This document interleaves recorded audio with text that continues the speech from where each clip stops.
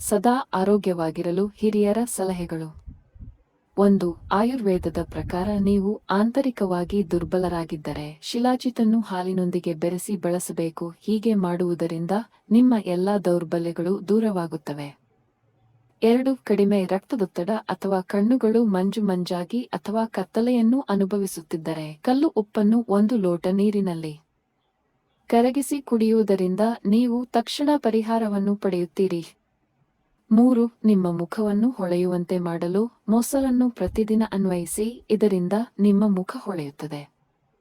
4. ನಿಮ್ಮ ದೇಹವು ಯಾವಾಗಲೂ ಶೀತವನ್ನು ಅನುಭವಿಸಲು ಪ್ರಾರಂಭಿಸಿದರೆ ನೀವು ರಕ್ತಹೀನತೆಯಿಂದ ಬಳಲುತ್ತಿದ್ದೀರಿ ಎಂದು ತಿಳಿಯಿರಿ.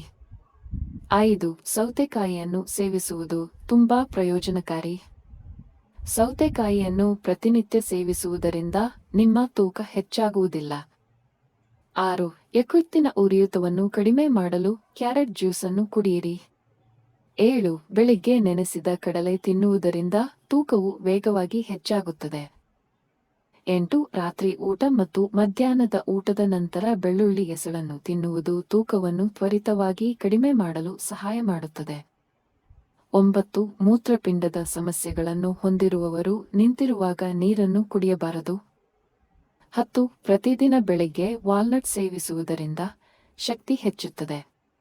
11. ಪ್ರತಿದಿನ ಕೆಲವು ಬಿಳಿ ಎಳ್ಳನ್ನು ಸೇವಿಸುವುದರಿಂದ ಸಮಯದ ಮೊದಲು ಕೂದಲು ಬಿಳಿಯಾಗುವುದು ಮತ್ತು ಉದುರುವುದನ್ನು ನಿಲ್ಲಿಸುತ್ತದೆ. 12. ಹೆಚ್ಚು ಉಪ್ಪನ್ನು ಸೇವಿಸುವುದರಿಂದ ಮೂಳೆಗಳು ಬೇಗನೆ ದುರ್ಬಲಗೊಳ್ಳುತ್ತವೆ.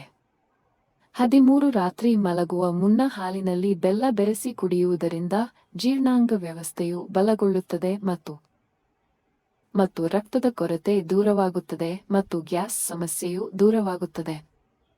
14. ಸ್ನಾನದ ನೀರಿನಲ್ಲಿ ನಿಂಬೆಹಿಂಡಿ ಸ್ನಾನ ಮಾಡಿ, ಇದು ದೇಹದ ದುರ್ವಾಸನೆ ತಡೆಯುತ್ತದೆ. 15. ಮರದ ಬಾಚಣಿಗೆಯನ್ನು ಬಳಸುವುದರಿಂದ ಕೂದಲು ಉದುರುವುದು ನಿಲ್ಲುತ್ತದೆ. ಈ ವಿಡಿಯೋ ನಿಮಗೆ ಇಷ್ಟವಾದರೆ ಲೈಕ್ ಮಾಡಿ, ನಮ್ಮ ಚಾನಲ್ಗೆ ಸಬ್ಸ್ಕ್ರೈಬ್ ಮಾಡಿ.